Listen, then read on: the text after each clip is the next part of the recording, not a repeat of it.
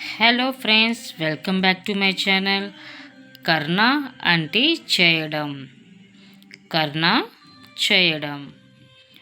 కర్నా high చేయాలి.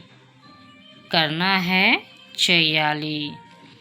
క్యా కర్నా high ఏం చేయాలి. ఏం చేయాలి.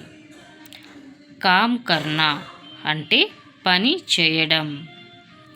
కామ్ కర్నా హై పని చెయ్యాలి. పని చేయాలి. క్యా కామ్ హై ఏ పని చేయాలి. क्या काम है को तेलुगु में हम कैसे कहेंगे? ये పని చేయాలి. నేను ఏ పని చేయాలి.